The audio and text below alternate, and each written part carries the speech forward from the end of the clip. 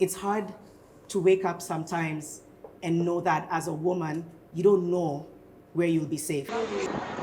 1 in 3 women are experiencing gender-based violence by their intimate partner. Violence that is among the Gen Z is very different because it's now tech violence. When I was pregnant with my now 9-year-old, reading news, I used to be told you're too pregnant. Sometimes there's this thing where gender equality is seen as a war between genders. Some lecturers have some really not professional behavior towards female students, and they somehow not even try and like hide it. If you report your lecturer, that's your future, right? Because who's going to protect you from them? Because some of these GBV cases, most people know they don't know that they are crime. They think that are things that are normal. Choking is on the rise. We've also normalized this thing of sending nudes, and then online kuna kitu inaitwa Tiri Tuesday. I don't think people think of consent as an ongoing thing, such that even if I'm in an intimate relationship with you, you need to understand that it's not all times I need to have sex. And when I don't need to have sex, you don't need to push yourself on me. The thing that is very clear is when you don't address something, you normalize it. The violence towards women sometimes is also perpetuated by their fellow women, which is now that just confuses the whole spectrum. We've beaten up survivors, their self-esteem, so much that they think whatever is happening to them is okay. The problem is there's a slack in justice. We have to hold government accountable, and it's not just the police.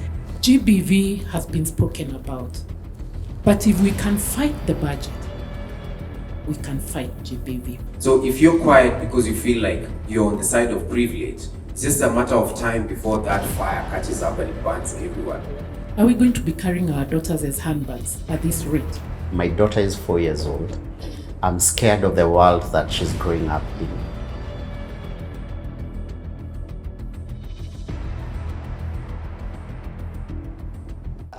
My name is Philip Karanja, and I've been producing culture-changing content for about 2 decades now. And in my line of producing content, I've been part of very interesting conversations. And I have a 4-year-old daughter as well. I'm a father. And one of the conversations that I got myself into is just how not safe the world is for my daughter. And I was like, no, isn't stories a jaba? And I was like, I'll go out, find out if this is true. And I'm just trying to figure out what world my daughter is living in. And I reached out to a very good friend of mine, Janet. Thank you so much. It looks like a far-fetched conversation for me from where I'm sitting. So I'm just going to start from here because I think I live in a very secluded and very safe world. How many people in the audience have ever experienced or seen or witnessed sexual violence, or a girlfriend being beaten up by the boyfriend, or vice versa, any type of harassment, just by a show of hands? If you have seen, witnessed, it has happened to you. Dear Lord, it's everyone.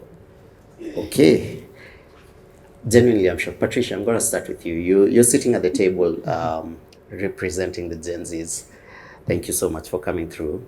I am genuinely shocked because I thought your generation, you guys are tribeless, faceless. I thought you'd also be violence-less. Najua kuna jina kama hiyo. But the violence is still there. And on top of that, you guys are tech savvy. So on the internet, there's a lot of cyber bullying and trolling and a lot of other words that you've introduced me to and you will teach me. I thought you guys are different. What's happening there? I don't know if I should say it's come down from the previous generation. These are conversations we didn't have with the previous generation. Okay. So we do experience violence, and the violence that is among the Gen Z is very different because it's now tech violence. So there's a lot of cyberbullying. There's harassment in workplaces. The young people, men and women, they all experience harassment. So yes, it's a conversation that we need to discuss, and from a legal perspective, we also need to implement these laws and make sure that they're very strong laws, and the perpetrators need to be. Janet, let me throw it over to you. Yeah.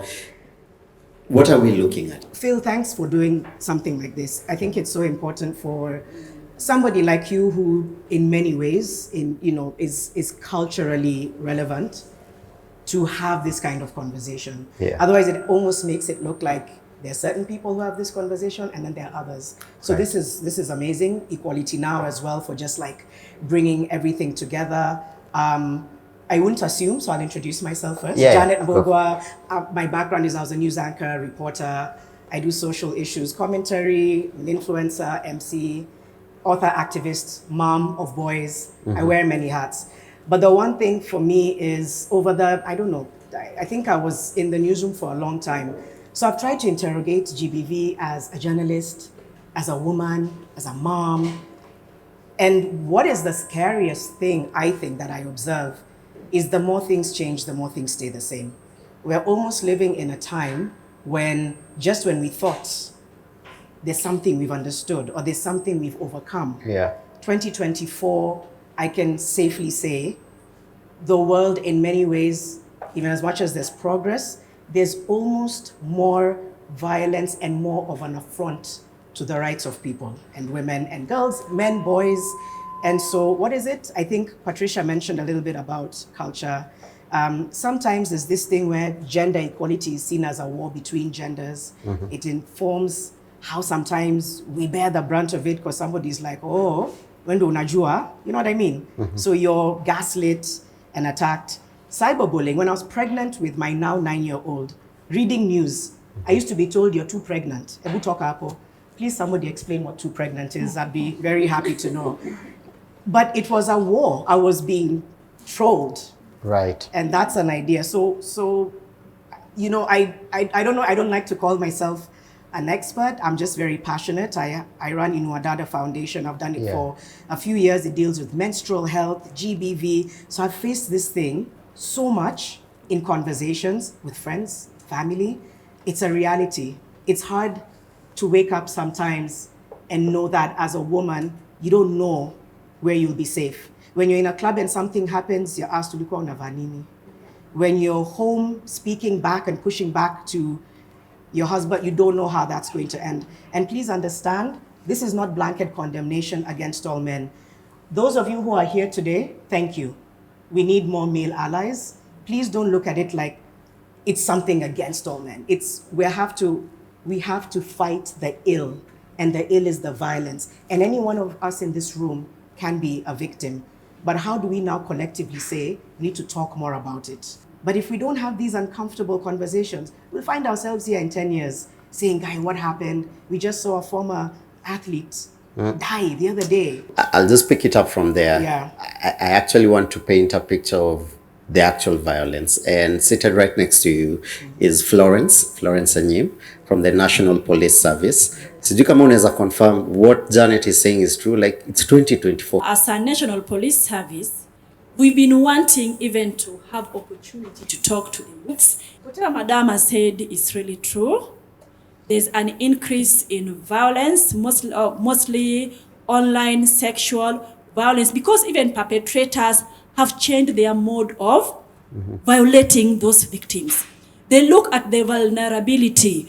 These days, everyone has mobile phone. Yeah. Everyone, even that young child, can go online. And therefore, perpetrators make good use of that opportunity to lure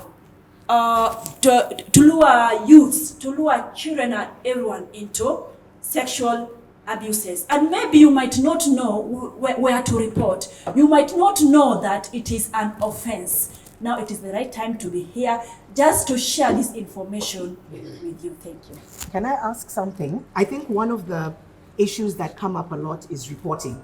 You know, people say they're scared of reporting because of being re-victimized, Thank you. being shamed. Police, and it's not just in Kenya, Yes. but they globally, things around GBV Yeah. violence. In the UK a few years ago, They've we asked me saw- to pass it over to you. Nitakana, Can I? there was a woman who was lured by a police officer and unfortunately raped and murdered in the UK. How can we change the face and you're doing your work and you're passionate, Yes. but the police force in many ways has also been sort of called an enabler, so to speak. We know that there's so many underlying issues, but how can we make people here and their friends and family feel safe to report when they feel like the police won't understand? Thank you very much. There are so many channels of reporting.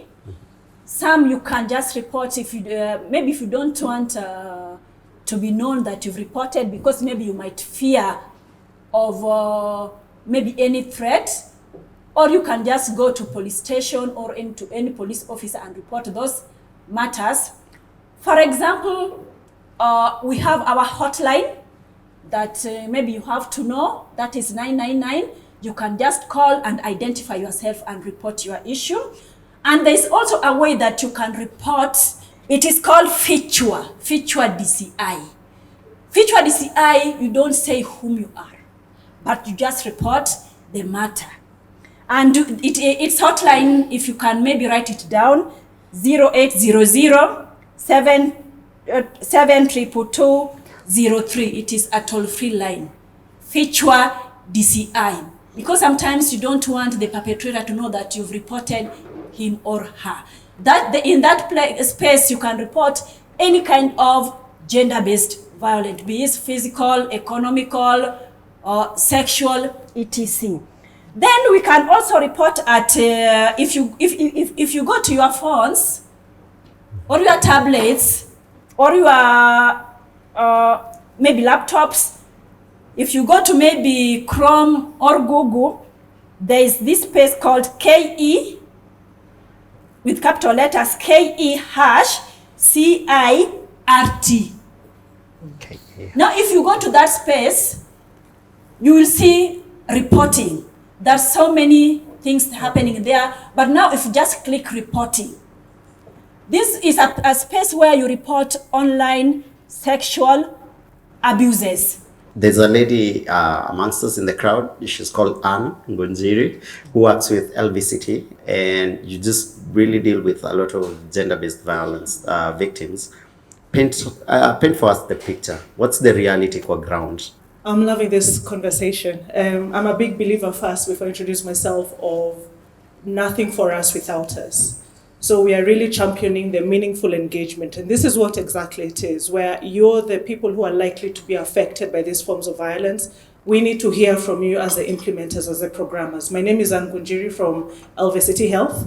I work in the gender-based violence program with a bias towards violence against children, prevention and response, but it's also my job to keep up with the emerging trends. And one of them is technology-facilitated gender-based violence. The numbers are crazy. I'm not going to lie to you.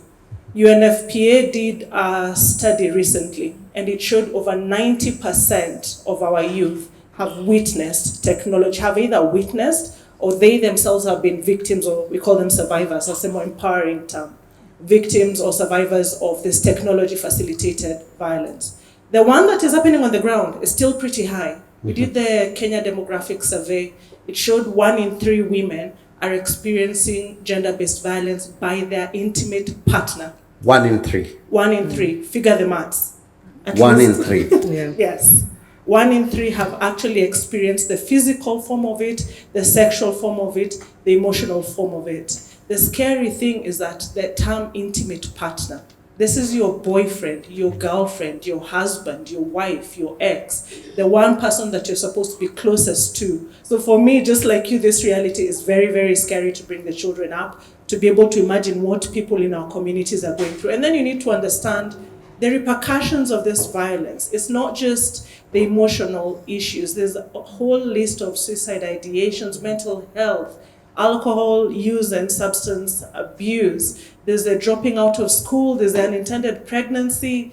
This thing that we call teenage pregnancy, and don't acknowledge that there's a perpetrator behind that pregnant teenager. It's a sickening world, and that's the reality of it. When we are talking about the technology part, the scariest part of it is that it is borderless, it is faceless. And not unless we're intentional on addressing that, then it's this monster that we won't be able to fight at all. We need to shift our focus and focus more on preventing it from happening. Why should 90% of our youth experience this thing? When it comes to experiencing this, just as the face-to-face or offline violence, women are at a disadvantage, particularly for technology facilitated. It's 60%, so it's 2 in 3 women, females, have experienced it. For the men, it's slightly low, 2 in 3. I want to go to the office of the ODPP. Yes, we have Jacqueline Jage. Karibu sana. Do you concur with what everyone is saying? As a prosecutor, are you getting more and more cases of sexual harassment and gender-based violence? Is this a fact? Thank you, Phil, for this good initiative. Before I answer your question, I also want to ask a question. How many of you have reported GBV? Out of the 2 and 3. Out of the 2 and 3, and what Phil said, how many of you report GBV? So we all abate GBV in our homes or in any other setting, right? Oh my goodness. We are baiters. We Yes. abate the act itself. So we know it happens, we see it, we leave it, but we don't report. Right? That is so true. Yes. So yes, SGBV cases are going up. Online sexual exploitation and online exploitation is going up. I want to paint a figure with some data we have. Between 2021 and 2024, 19,000 cases have gotten to court, excluding online exploitation or technologically facilitated GBV. 19,000. Those are the ones that have gotten to court. Yeah. How many more have not been reported? That's why I've started with that question. So the cases are going up, abuse is going up, but we are not reporting, we are not pushing it to the judicial system. Whoa. Ben Psycho, you're good? I'm very fine. Thanks for having me. Hey, man, thank you so much for coming through. But one of the reasons we wanted to have you in this convo is because you do a roving podcast and you go to campuses. Yes. What is being said here? Is this the fact that you found on the ground? Like when you talk to the young people in campuses, is the violence going up? Oh, that's for sure. So for those who don't know, I'm part of a podcast called the Jared Podcast, and we go to universities to speak about careers in the digital space. Whenever we are talking to people and asking them why they do not want to venture into the online space, the number one reason is trolling and abuse. And this is both for the women and also for the men. I've noticed for the men, most of them don't like acknowledging that the trolling gets to them. But yes, out there on ground, this is a fact that a lot of people are being abused online. And I think the idea that people are faceless, and especially on apps like Twitter or X, but you see, it's now moved to, in fact, nowadays I'm thinking TikTok is even more lethal, you know? Yeah. And it's like a Kenyan thing where I'm trying to trace where it starts from when we are kids, and it starts from the mchongwanos that people have, and they kind of look funny at that time. That's true. Until it really dents your self-esteem. Yeah. You slowly start to believe that. But then later on in life, it graduates to a more violent attack to people. And you see people who are violent or people who are mean towards other people, it's because they're also mean towards themselves. So this is just a projection. You can't be kind to yourself and be unkind to people. So it's always a reflection, and this is the reality on ground. And I think it's starting to get out of hand. This is something that I've noticed, especially on ground when you go to the campuses, that there is a lot more violence happening, especially towards women. And even closer home, I think my wife would get more trolls than I would get, you know? Like, we would be on the same show, I say something, she says something, people would come for her than they would come at me. And then also, what's weird is that the attack towards her, sometimes it's not just from the men, it's also from fellow women. So it also now becomes very weird that sometimes the violence towards women sometimes is also perpetuated by their fellow women, which is, now that's just confuses the whole spectrum. The thing that is very clear is when you don't address something, you normalize it. Absolutely. What I think happens is a lot of violence has been socially normalized. Mm-hmm. So the way he talked about Njongwano and all that, we don't, because you don't talk about it, you don't say, you don't even prioritize it. Mm-hmm. When we did the End Femicide March in February, I remember just wondering, the fact that almost no political leaders, for example, either had something solid to say or were allies. Or corporates. Thank you. Then you're complicit. Yeah. Because you're basically saying it's not that big a deal. And what message does that send to perpetrators? It makes them say it's fair game. So if it's not prioritized, remember the way the fight against HIV/AIDS? Yes, yes. And maybe she'll speak to it. It was everyone. It was declared a It was national. declared, and if that doesn't happen, basically you're saying it's not an issue. Without saying it, you're saying it. And that is the most dangerous thing. That's why it keeps happening. It's good what Janet has said. But like I started with my question, how many of us report? We are all complacent. I've been at this journey for the last 23 years. So you can imagine what I have seen, heard, and done. But we are still talking GBV in 2024. Yeah. Why is it not happening? Why is it not reducing? So what am I saying in a nutshell? We have known, he has talked about women being on the platform, learning more about GBV, knowing more about GBV. But the same woman tomorrow will be the abuser, will be the perpetrator. And Anne can support this. When HIV talk started, everyone was being told, ni jukumu lako. Yes. Why is it not jukumu letu when it comes to GBV? We say it's ainua dada. It's equality now. Yeah. It's, so let it start from us and not from the outsider, not from the civil society. Let it start from us so that we are not being told we are complacent about GBV. What happened? What was the trigger for the government to decide, HIV is now a national disaster? That has not happened now. How can we make this conversation that loud so that the president pays attention? Government will always talk if their own is touched. Right? Kama hatujapata mtu, but we've always had people who have been violated. My first case was a very sad case. Yeah. Allow me, Madam DCI, to talk about it. It was actually a police officer who was violated in terms of GBV beaten up by a colleague who was a husband. I can mention it because it's a long gone case, the Kavata case. If you Google, you'll see it. This is a police woman who died in pain, violated by pain. And then we saw the police move in to take action on GBV, on gender-based violence. But again, they stepped back. But I think now the push has to come from the youth. When you look at this whole issue, I'd love, how then do we draw the line between gender-based violence, especially on the online space, and trolling? And the people who do that always come up with the argument that it's freedom of speech, such that even if Gava was to step in, the government doesn't push also that boundary too much to a point where now you can't give an opinion that contradicts, maybe say the government. Because even when you look at online attacks, our former president was attacked on online so much that he left. Do you know what it takes for you to bully a president until he's like, I'm sure he's so busy, he has so many PAs, but it got to him that he actually had to leave the platform. And so my question would be, how do we balance all those, and what are the demarcations so that also this thing is not pushed to a point where now it now starts to limit what you say online? Absolutely. Thank you.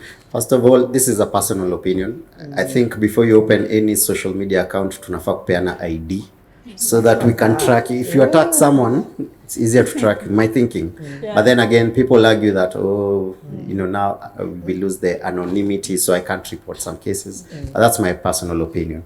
But Patricia will help me from a legal perspective.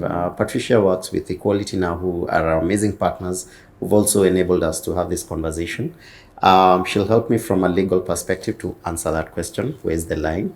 Also, define for us, what is this thing we're calling violence, sexual violence? Easy to resort it, please. From a legal perspective, expound for us. It's okay. The youth are going to speak out about it, but the problem is there's a slack in justice that is very evident. You find that cases of sexual violence are not addressed, and even if they're addressed, they take a very long time. And most of the time, you find the victims are pulling out. The police, you've talked about reporting. For starters, I didn't even know about Future DCI. That's very nice. But this is me, and I don't know if everyone knew about Future DCI. So you see, like we don't have access to these channels, or rather, they do exist, but no one knows about them. So how do you tell a victim, like, please go report, and they don't even know where to report? And when they go to the police station, there's a lot of victim blaming and victim shaming. That is a fact. You will go to the police station, they will look at you like, yani, so such things do happen. So I'm just putting it out there. Okay. Sorry if you not was your question.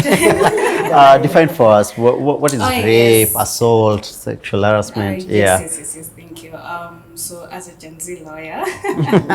Yes, please, in Gen Z terms. No, I'm kidding. I'll try with Gen Z terms, but we do have laws that govern and they talk about protection of women and girls.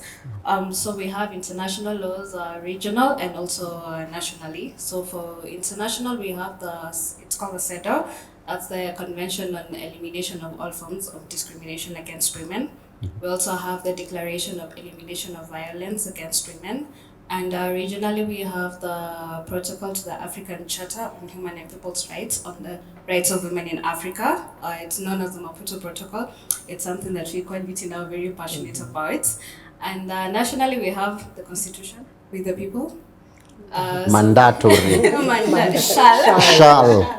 Yeah, so we do have this, the Constitution just basically gives about forms of torture. We have the Penal Code, the Sexual Offences Act, we have the Protection of Domestic Violence Against Women, and we also have this Counter Trafficking in Persons Act that discusses sexual exploitation. So these acts, they do define what rape is, what sexual assault is, what sexual harassment is, and they are punishable offences. So should I describe what rape is? Well, okay. I mean, they will tell us what's happening on ground. But I've had terms like doxing being mentioned. Oh, yes. Yes. What is that? Before we get to doxing, we also have the Cyber Crimes Act. This is very important, especially continuing our conversation, that defines what cyber harassment is. So we can have a look at it at section 27. And then we have doxing. So doxing is taking information, personal information of somebody and posting it online with malicious intent. A very good example of doxing is what happened during the Gen Z movement. Kusalimiana is doxing, and our cabinet secretary for defense, she really went through it, and especially in a feminine perspective, it was quite sad to just look at what she was going through. So that is doxing, just taking information and posting it online with a malicious intent, and that is what we are going through. Okay. Yes. Maybe I'll hear from the students, a gentleman and a lady. We try and balance it out. So ni nini ina happen campo? What's really going on? Wengine wetu tulimaliza shule kitambo, so we might not actually having had the definition. So my name is Lynn Kemunto. I'm from Daystar University, main campus. What's happening on campus? Cyberbullying is really something that actually happens so rampant. It happens like jokes. Mtu ana comment kitu and you're like, really? Yeah, and the lady, I've forgotten the name, Anne, mentioned about intimate partners being violent. I have witnessed personally. There's a place where I was staying. The guy got angry, and apparently it's been happened so often. The guy got angry and then started beating up the chili to the point of her friend had to come and bring her to another house so the guy can calm down. Unfortunately, usage of drugs is something so often. So the guy was drunk and the girl was they had a very minor conflict, and then they started like beating each other, and it became like a very serious thing. There's a lot of, you're calling it revenge porn? Yeah. Yes, is this part of doxing? Where does that fall? It does contribute. It does contribute. Okay. Hello, my name is Eric. I'm from the University of Nairobi. I think for me, I haven't really seen gender-based violence in such rampant form in person, but I think from the stories that I've been told, through the friends I have and the networks people have, and most of them have been female. Like, for example, they've told me about, especially lecturers, the relationships with them. Some lecturers have some really not professional behavior towards female students, and they somehow not even try and like hide it. And it's really tempting for somebody when you know that trying to engage in this is maybe a sure bet towards getting a good grade, and maybe even just opening opportunities for you in case now the lecturer approaches you, in case now the lecturer gets something that he might want to share with you. And this is something that I've been really told a lot. And also from maybe the young professionals, the ones who've graduated, they've also mentioned about having a lot of this sexual what their bosses, they have this habit of trying and exploiting them because they're new in the sector. And there's also that lure that you have the option of like trying, you're going to climb up the ranks by engaging in this. And there's also this one particular story that really caught me. A friend of mine was telling me that one of her friends, they used to be really close. So it's a female friend telling me about her friend. They used to be really close, and they used to come. She was very active in school. She was very active in class. And then all of a sudden, she disappeared for like, a whole week. She's not being seen. Don't know what's happening. So the friend, they weren't that close, but she was concerned about where's this friend of mine going. And she decided to, call. The friend wasn't even picking up. Fortunately, she knew where the friend lived. And when she decided to visit the place, she found out that she wasn't actually in her home for like the whole week. The parents were also looking for her and what was happening, and I don't know what. So I don't know, I think through somehow the friend group, they found out that the girl was actually pregnant, and the boyfriend who got her pregnant was kind of now restricting her movement towards her home so that maybe time could go by and maybe I don't know what was going to happen to the baby. And this girl was like a bit worried, like, this boy is doing this to you. The guy leaves and goes to work, and you have the opportunity to just leave home and go to the police station or go to your parents and just tell them everything that has happened. And then it's like that got her thinking as to why some people stay in such environments. And I think Janet, when she approached that, I told her that that's something I'm really curious about. Like, you find that some people have this, they still remain in toxic environments, yet they have the chance to go. Like, what can we do about such? I'll let you comment, and just to prove the ODPP's point, have you reported any of these cases? Unfortunately, no. Did you report? It was reported, definitely. The student council was involved. Okay. Same incident that he has mentioned.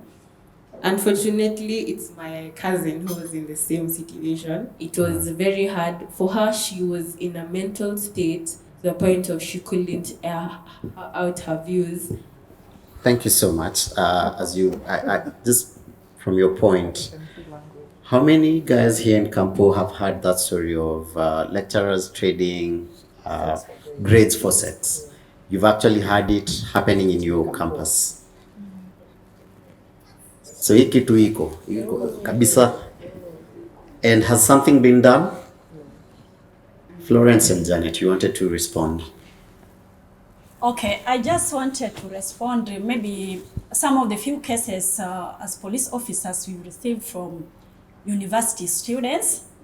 We received a call on our toll-free line from a lady from the university. She had a boyfriend, and now when they were still together, they were having sex. Sometimes they were bathing naked, and they could take videos. It reached a point now the relationship ended. Off. Now this man started threatening this lady. It ended up the man shared those photos with the friends of that woman.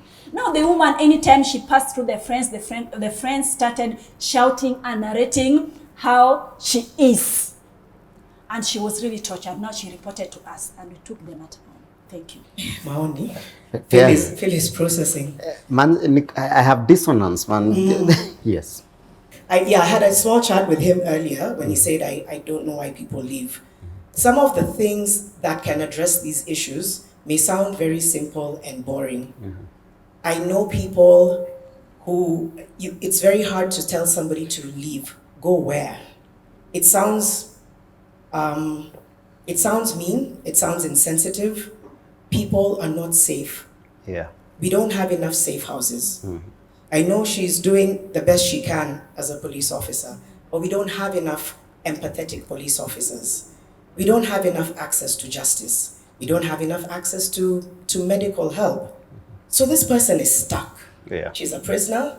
A lot of the time, especially if she doesn't have her own finances, she's stuck. There's a safe house I support in Mombasa, and every woman who's there is hiding.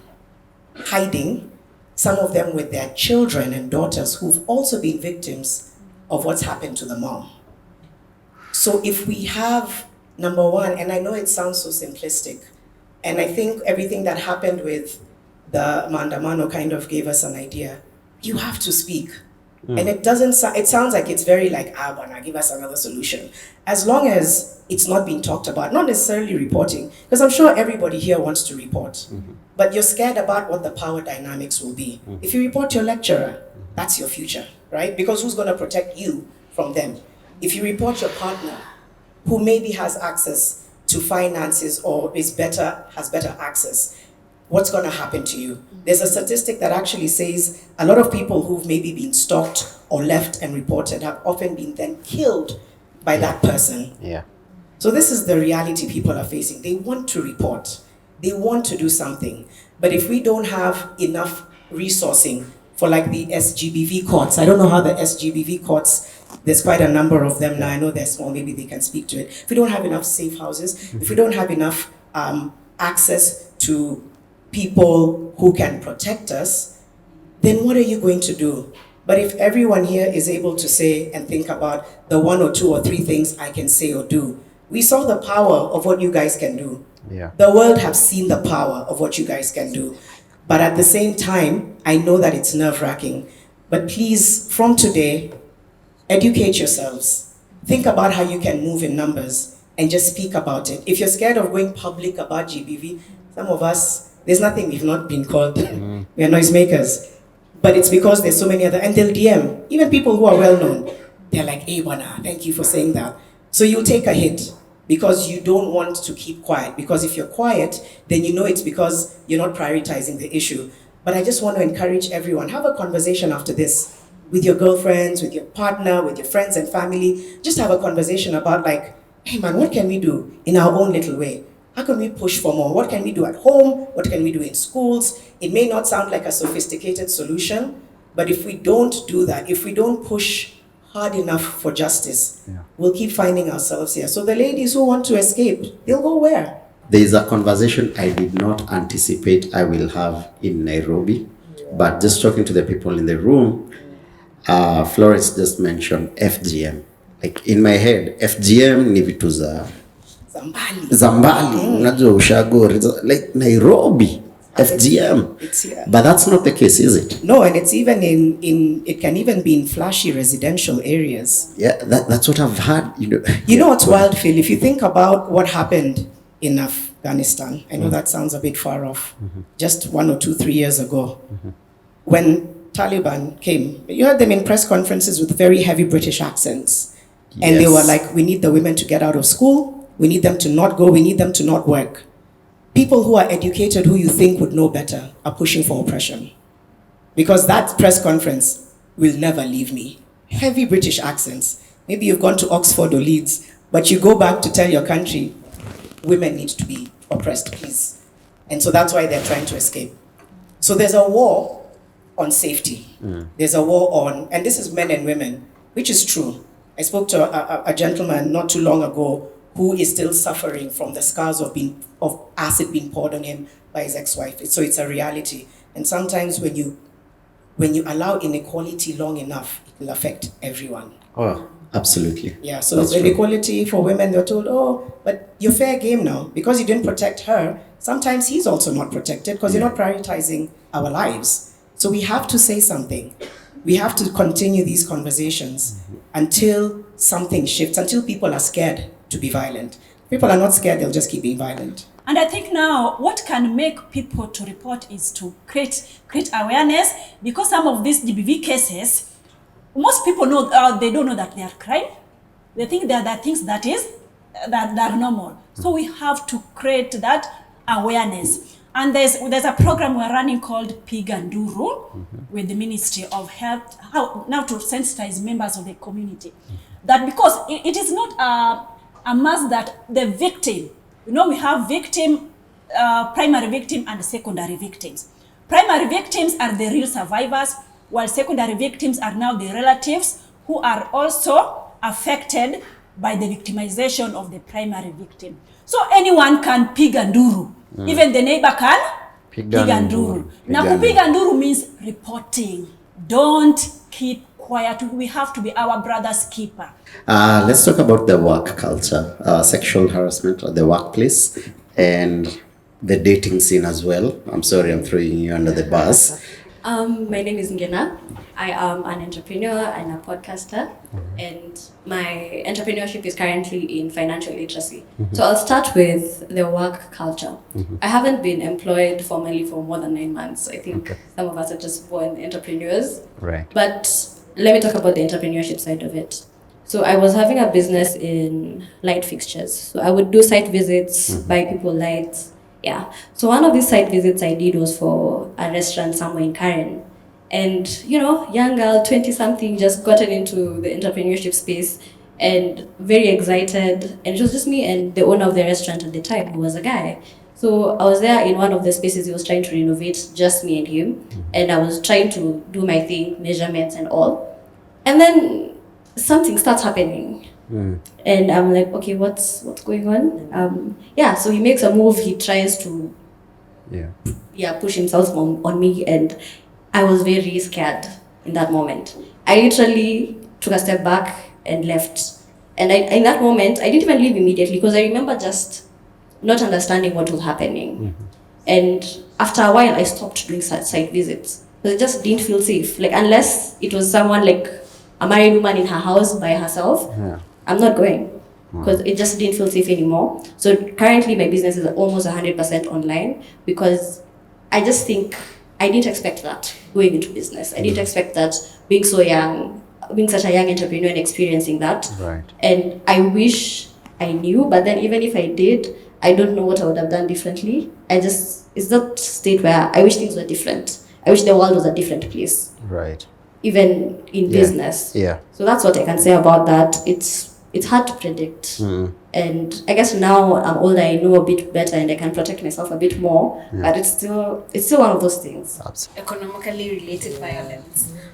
So you find in very many settings when the man has money and he's sustaining the woman, she won't speak out on violence because she knows, hey, if I talk, my man is going to cut me off financially. So very many women are experiencing this economically related violence. Thank you so much, Phil. I'm really enjoying this space, especially because I work for Alliance for Women and Girls. So something I wanted to add on the dating scene, also being a Gen Z, is the issue of consent.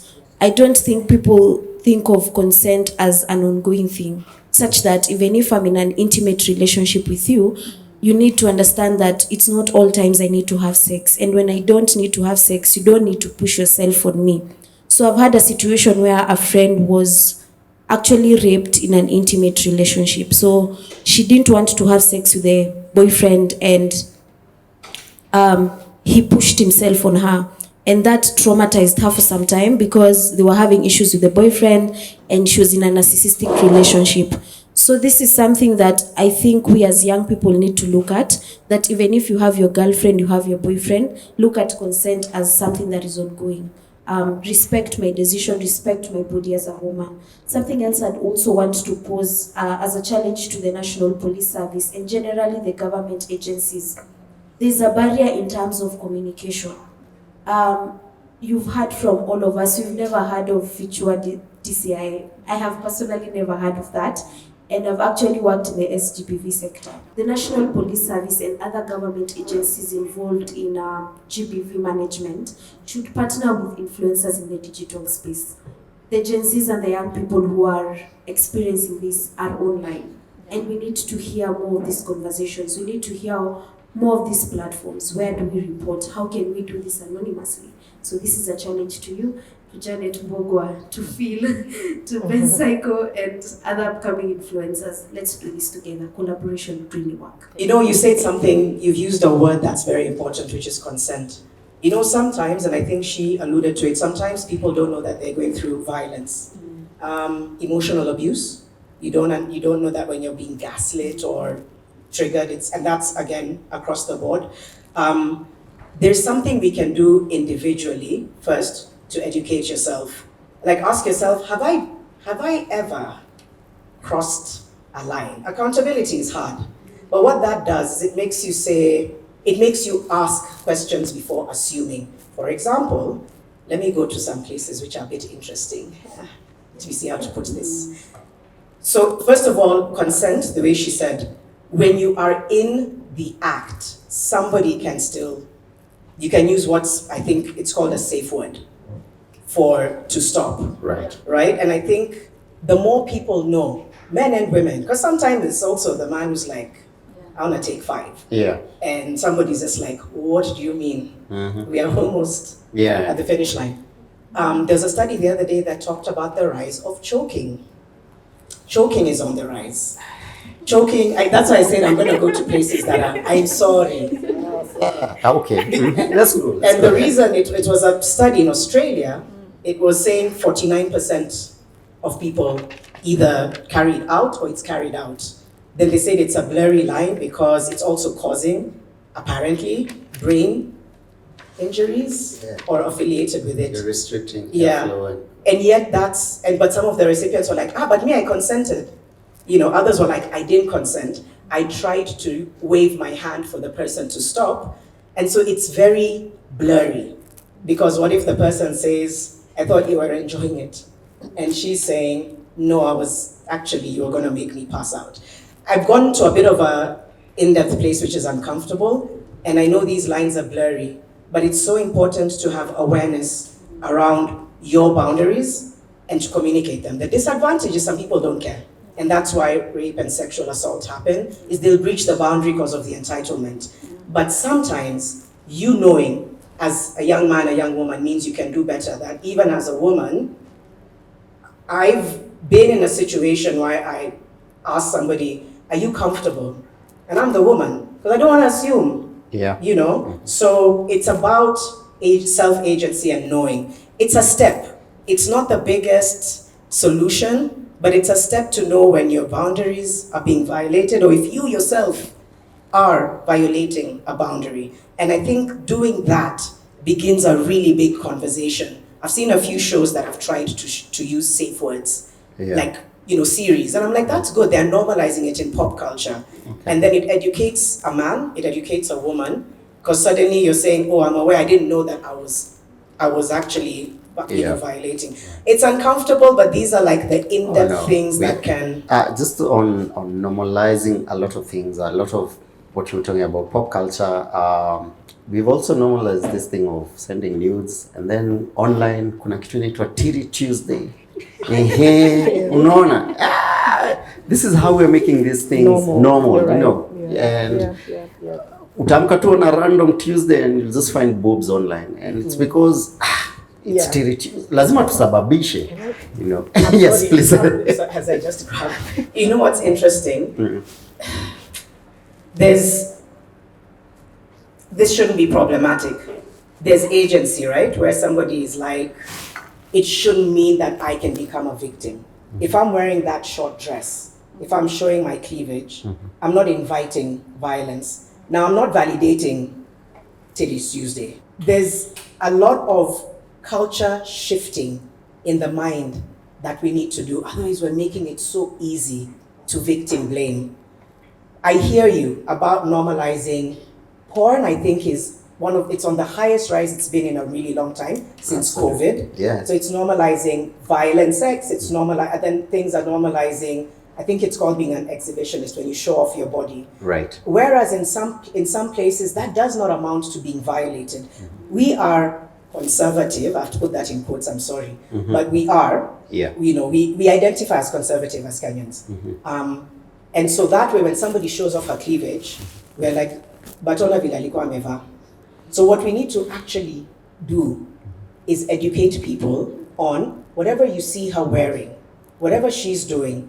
If you don't like it, you'd rather look away. If you use that as an invitation to come at her and think she's loose and think she's fair game, suddenly you've gone from being a normal person to being a perpetrator. And there was a very scary exhibition I once saw of outfits of rape survivors. And it was all kinds of outfits. It was jeans and a hoodie. It was booty shorts. Yeah. It was, this is very triggering, but it was a diaper. Yeah, I'm sorry. Yeah. So at the end of the day, the way somebody talked about how we view women, how the bodies are not ours, that's what's causing a lot of these things. I don't see why being sexually active or being abstinence should still be considered choices. It shouldn't define who you are. It shouldn't say if you're choosing to be sexually active, you're loose. If I'm choosing to be abstinent, I'm a prude. Either way, whatever choice you make should be respected. The biggest mistake is being violated because of who you are. And as a woman, it's a daily reality.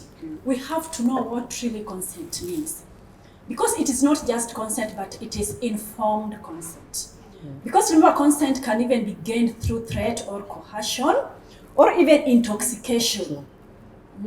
Unasikia mtu anakuwekea mchele, then you just become unconscious, then he or she rapes you. So it must be in an informed consent. Then at what point can we withdraw our consent? Consent can be withdrawn before the act. It can also be withdrawn during the act. How can it be withdrawn during the act?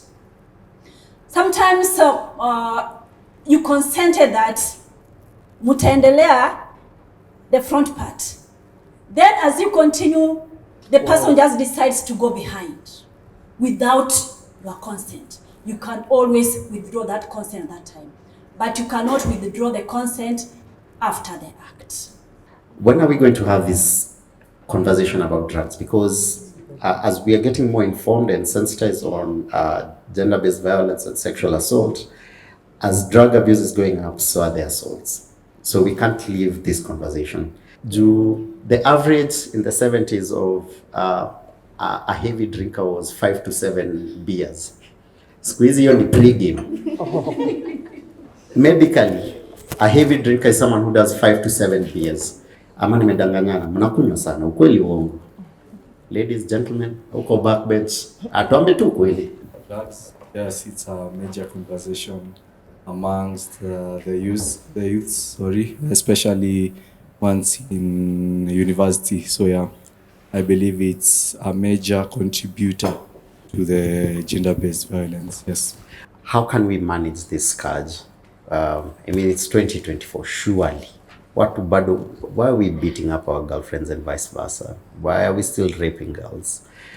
What's wrong with us? Is there an end to this scourge? Is it even possible? Like I said at the beginning of this conversation, my daughter is 4 years old. I'm scared of the world that she's growing up in. And I don't want to hire 7 bodyguards to follow her every day for the rest of her life. So I want a safer world for my daughter. Just personal views. I'll start by saying these conversations are what we need to have, and a lot more of them, and a lot publicer. Let me say it like that. Yeah? We need to normalize. Yes, we need to normalize these conversations, because a lot of the time also, you find even in whatever content creation that we may be doing, as soon as the issue of GBV or SGBV comes up, people tend to like, like you touched us, what, like, okay, now let's scroll. Like, we are uncomfortable having these conversations. We need to find out why. Why are we uncomfortable? Why is it that we don't want to face the reality? Is it because we are afraid of facing what we've experienced ourselves or what we are putting other people through? But we need more of these conversations. And to also push it back to you, and maybe also Ben, because you're you said your daughter is 4, Yes. and he just had a son. Congratulations. But now that we've had this conversation, what will change with how you're raising your daughter? What do you think will be different for you now? I've just realized how much my daughter is not safe, and I wish I can make it better for my daughter. I'm just going to have very honest and brutal conversations. I'll definitely have to start this conversation with him as soon as, maybe he starts being aware of what's happening. I've noticed the past 2 weeks he doesn't like being changed diapers, doesn't like people touching him. I'm like, okay, that's a good start. You should touch this part. And it's just to teach him that, just as Phil has said, that there's so many sick people out there, he needs to be very careful.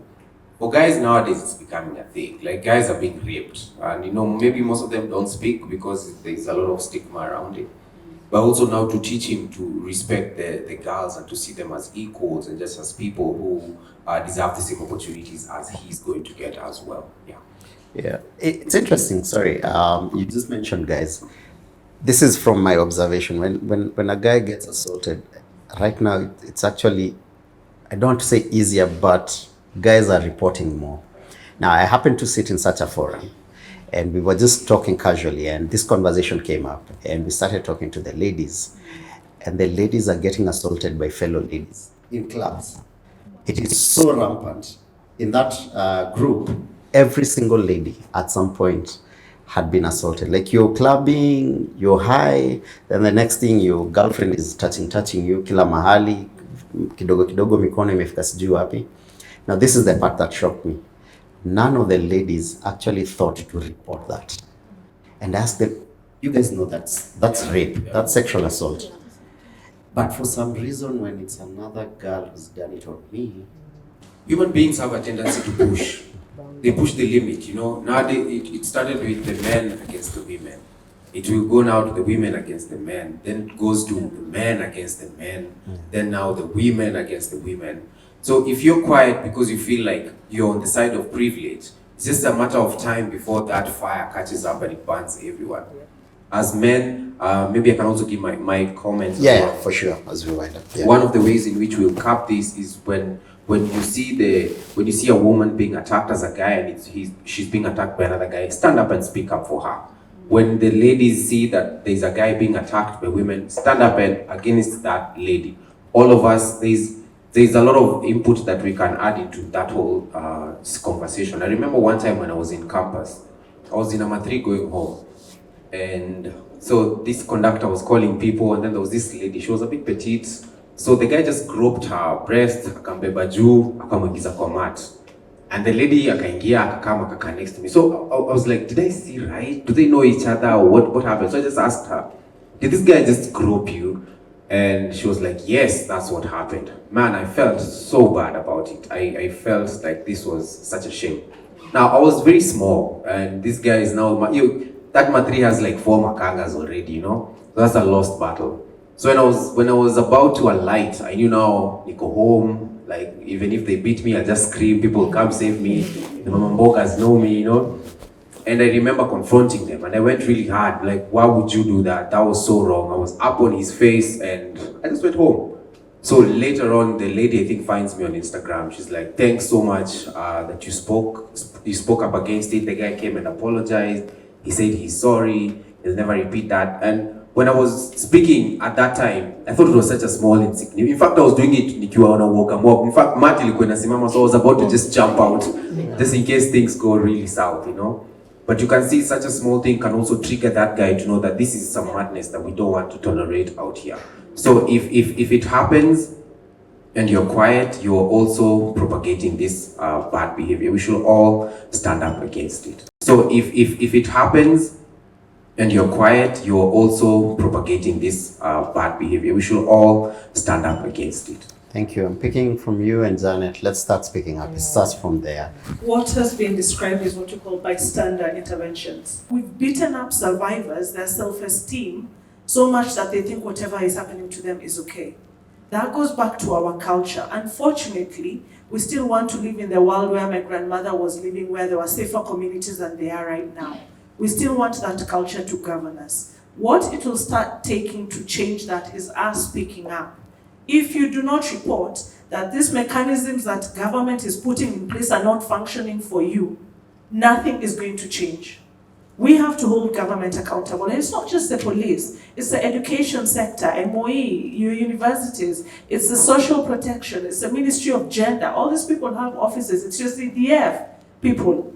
If you know there's a street where there's no lighting, that is a risk factor for violence. Are you making enough demand kuambia huyo mtu tuwekee taa hapo and reduce some of these risk factors that are there in the community? If you think that there's too much alcohol abuse and substance use, because there are so many containers within university, what are you doing about it? So it will have to take the same kind of mandamano, the same kind of fight against government, holding them accountable, blasting them, shaming them, that they're not improving the environment, that they're not taking things in action. What they're doing is they're waiting for things to happen, and then now is when you see the statistics on the ground. You don't have to be a statistic, and you can speak up about it right now.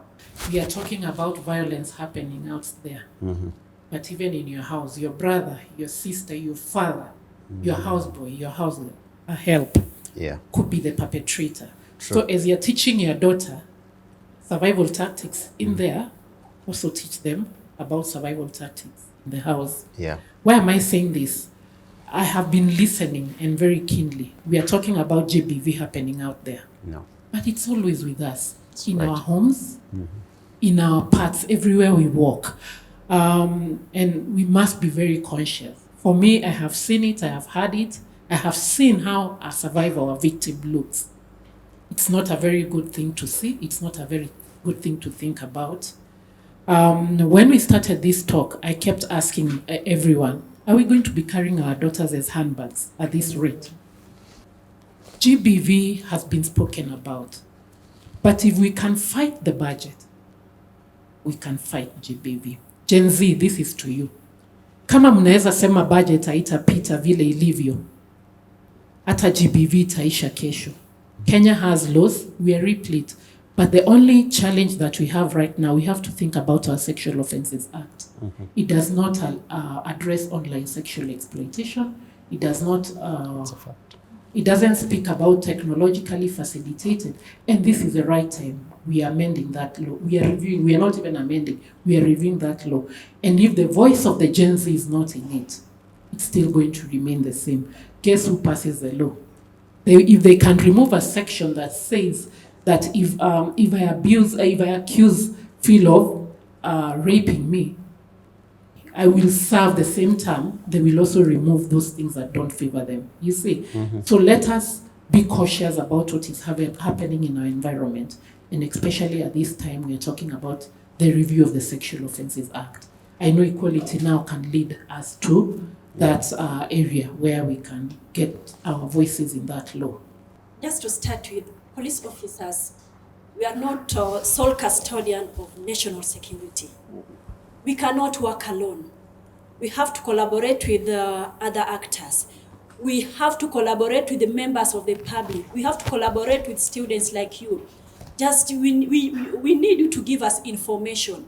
If you don't give us information, how will we know that you are violated so that we take action? It will just be ending up a blame game. Criminal investigations, who work at the cyber crime unit, who can handle those online sexual abuses.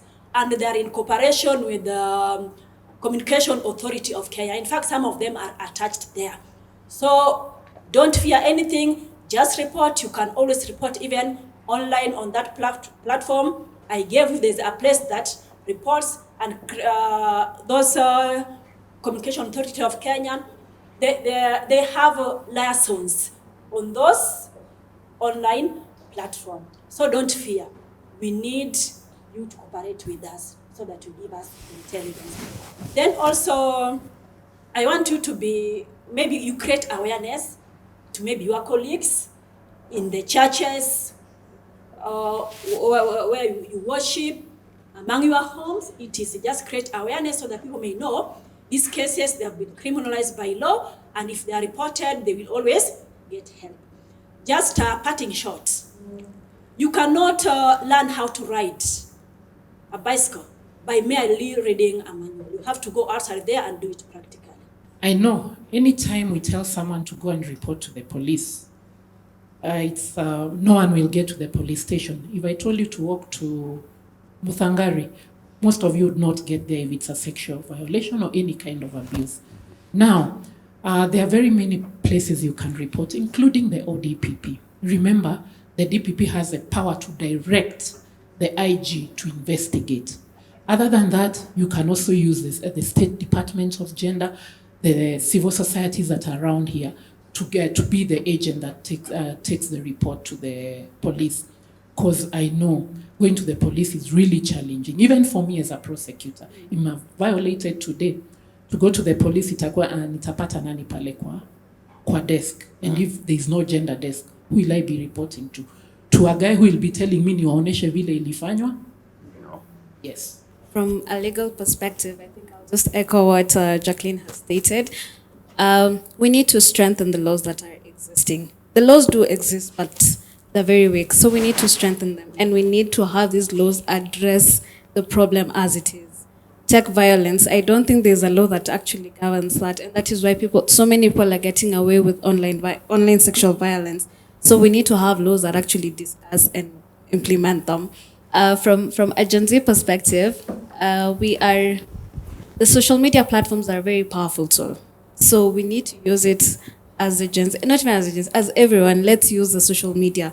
The same way we have so much energy shaming the victim, let's also shame the perpetrators. Let's, like when you go to online, Ben stated about TikTok. I was looking at a TikTok of a young girl, and there's somebody who said, Mulisema Kamitini, how long? Let's go there and shame that person. Like, what are you saying? Let's shame them. Let's have that energy towards shaming the perpetrators, and let's hold the government accountable. We're looking at all these cases. The Rita Waini case, they've never gotten her killer. We're looking at Starletwa, who, such cases, and like we need to have a conversation about it. Let me not cry because I'm like, this is. Yeah, so we really need to have these conversations. I feel like also there's a rise in violence because as men, we have lost our path, we've lost ambition, so we are trying to be the dominating gender again. And the only way we know how to do that is to go back to very archaic, traditional ways, like let's beat up our girlfriends and our wives. And yeah, we need a heavy conversation as men. My name is Victor Njuki. Yeah.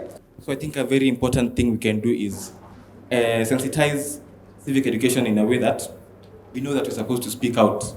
We don't have to live in a world where we're oppressed because we have the right to speak out. We have a voice that we can use. My name is Gregory Atuke Masore. I am an engineering student at the University of Nairobi. On the side of legal, I think what Kenya should do, we should have a sexual offenders list like USA. Thank you. Whereby if you offend someone sexually, it will stick to your name. Ukienda kuulizia job, wanaona you are a sexual offender, nobody will give you that job. Alafu tena, we should accept the way we've accepted that thieves exist. We should accept that rapists exist. For example, nikienda tao sahi, niketi kwa matatu, nifungwe dirisha yote, nianze kutumia simu, alafu niibiwe. Nikuje niwaambie, wase, manze nimeibiwa simu. Mtaniuliza, umeibiwaje?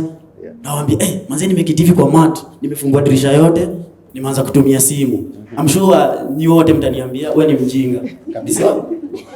Kweli. Sisemi ati all rape cases, the fault is ni a victim. But as much as you say, utambia your daughter, she has the right to dress any clothes she want. Kuna venye anaweza vaa, utabambika. True or false? True or false? True. Yes. Yeah. So, hiyo ndio point niliwataka kusema. Please, without knowing it, you've still victim blamed. And that's something that needs to be worked on. I hear like when you're saying Lameva, that is not an invitation for rape and abuse. And unfortunately, that is one of the biggest reasons why it happens. Alikuwa ameva nini? It shouldn't matter. Because like I said, if you look at what people have won and still been violated, even in a bui bui. It doesn't matter. Rape is rape. You know, a lot of these solutions start with self-checking. That's what I said. There are times I thought I knew better and had to self-check. I constantly went on a journey of educating myself. I'm not here because I woke up and I was born an activist. It's because I kept trying to find where the pain points are. I was like, why is this happening? And the more you looked at situations, the more you realized that mentality of where a woman or girl belongs, what she should or shouldn't wear, how she should behave and shouldn't behave, is the simplest way to create victims out of all of us, as opposed to saying, it's none of my business. So we need to go back to, why do we think it's okay to come for those people? Why do we think we have power and dominance over them? Because our minds are saying, she's lesser than me. It's inequality. She's fair game. Everybody needs to self-check. Women enable it as well. Men enable it. Self-check. Self-check. Because the moment you let that slide, you've created another victim. My name is Brenda. On the physical abuse side of it, of GBV, we should know that it's okay to walk out of abusive relationships. Because at the end of the day, people will talk. And if you fear how people will talk, it is you that is hurting. It's normal. It's okay to leave. So I think the police also need to be a bit, I don't know, just create an environment where someone can comfortably report and validate the experiences of these survivors. Make sure, for instance, if a young girl gets pregnant, the society is so easy to like bash her and tell her she's not going to amount to anything. Whereas, mungetumia hiyo opportunity to like encourage her and tell her you can pick it up from here.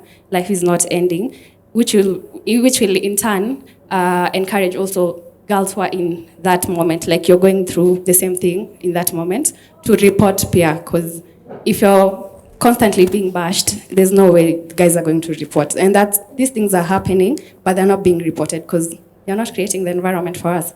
You've traveled the world having conversations about this. One, is there any progress that's being made? You know, today we've just been hearing the cases are getting worse and worse. Give us some hope, you know, and what more can we do to make this world a better place? I feel like Gen Z have heard a lot of, it's on you. I know it's a big responsibility. I don't think you guys realized what you did was powerful. And I know it was with millennials and other people. The point is, be the ones that start to shake the tree now, to the point where by the time you're in the workforce, etc., this is something that's unheard of. If somebody comes to you and approaches you in a way that's made you uncomfortable, hugging you, trying to kiss you, you need to report it. Because a lot of what's happened is we normalized it. So we can't be afraid to break this really toxic cycle. We're doing it now.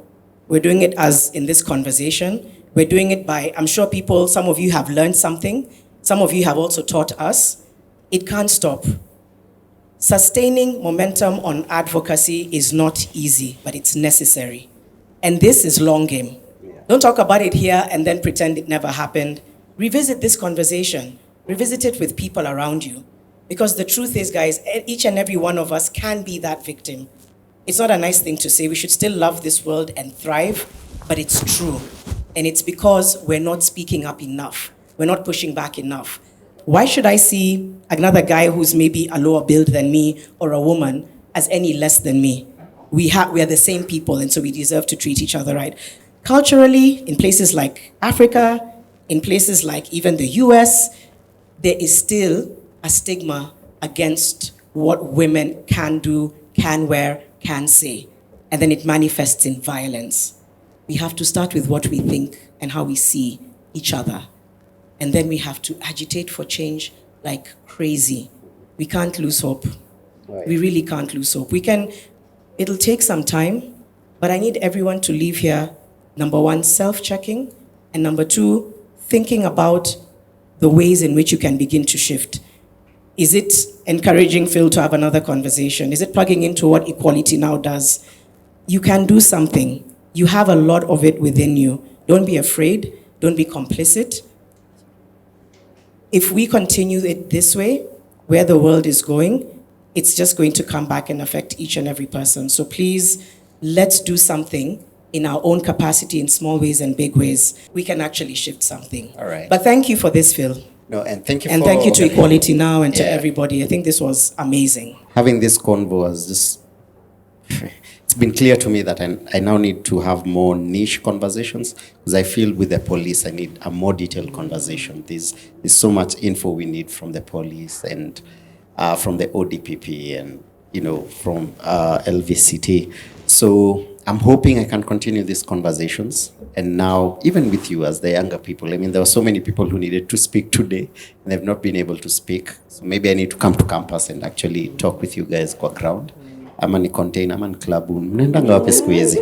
Tutakuja huko hivyo kote. But I have to wrap it up because of time. Thank you so much for everyone who's watching and engaging with us. This has been made possible by Equality Now, who are championing for equality of everyone and just championing the rights of women and laws that protect them. Thank you so much, Equality Now, for the partnership. And to all of you, we had a very early call time and you guys were here on time and we started on time, and I don't take that for granted. And I hope in one small way we've started having the conversation and something will change. This has been Phil Moderates. Thank you so much. All right.